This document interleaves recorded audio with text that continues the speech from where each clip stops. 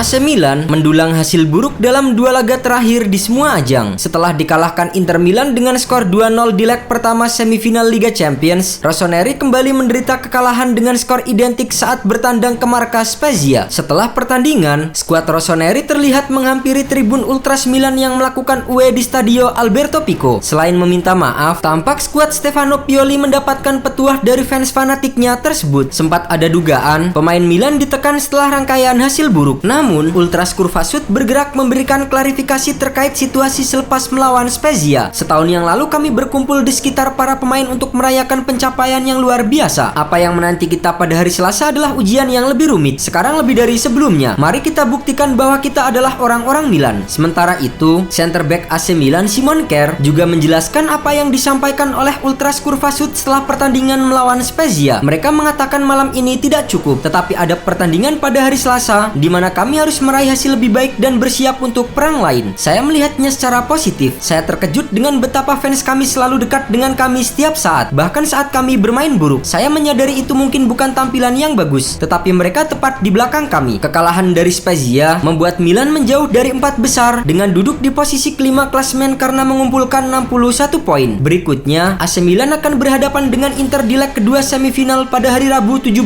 Mei 2023 dini hari. Bermain sebagai tamu di Giuseppe Meazza, Milan tertinggal agregat 2-0 dari Inter di leg pertama. Tampil tanpa penyerang andalannya, Rossoneri tak mampu membalas 2 gol Inter Milan yang dicetak oleh Edin Dzeko dan Henrikh Mkhitaryan. Optimisme untuk mewujudkan aksi comeback melawan Inter kini mulai bangkit setelah Rafael Leao dikabarkan siap turun di pertandingan leg kedua. Bintang timnas Portugal itu terpaksa menepi di 2 laga terakhir saat Milan kalah beruntun karena mengalami cedera otot. Meski berpotensi kembali diperkuat Leao, Milan harus kehilangan gelandang Ismail Bennacer yang tumbang di leg pertama. Selain itu, tidak adanya regulasi gol tandang membuat Milan harus menang setidaknya 3 gol atau memaksakan hasil imbang dan menguji keberuntungan di babak adu penalti. Ditambah lagi, pengalaman comeback yang dirasakan Milan sejauh ini di Liga Champions justru sebagai korban. Milan 2 kali terkena comeback, yaitu melawan Barcelona di babak 16 besar musim 2012-2013 dan kontra Deportivo La Coruna di babak perempat final 2003-2004. AC Milan hanya pernah tercatat 1 kali melakukan comeback dari defisit 2 gol di kompetisi antar klub Eropa musim 1985-1986. Pada babak pertama Piala UEFA